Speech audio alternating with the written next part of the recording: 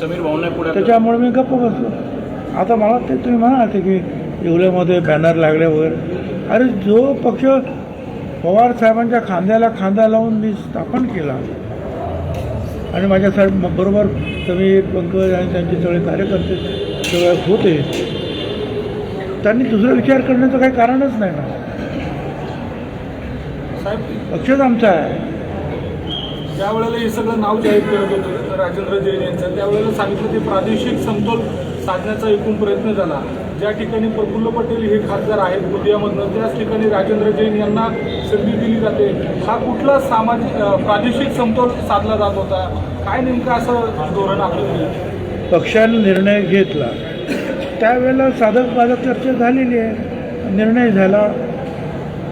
त्यांची आता म्हणजे बिनविरोध निवडसुद्धा झालेत.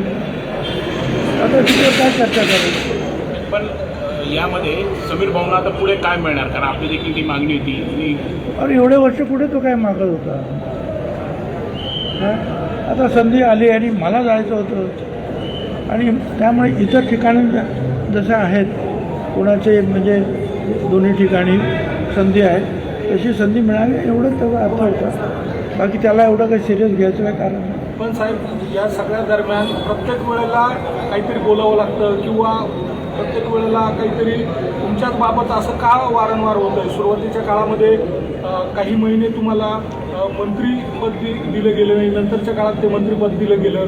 राज्यसभेच्या काळात सुरुवातीला अगदी तशाच स्वरूपाचं घडलं, आत्ताही तशाच संदर्भात घडलं. तुमच्याच वाट्याला हे वारंवार काय येतं, याचं काय खंत वाटते आपल्याला? एक तर तुम्ही जे प्रश्न विचारता ते टी व्हीवर कधी दाखवले जात नाही. मी जेवढं बोलतो तेवढंच काय. आता मीच बोलतो कारण तुम्ही जो विचारतो म्हणून बोलतो. तर तुम्ही काय विचारतात ते टी व्हीला दाखवत नाही. भुजबळ असं म्हणाले भुजबळ तसं म्हणाले, एवढंच असतं. तर मी काय मला खंत नाही काय नाही. मी आहे तसा आहे, शांत आहे.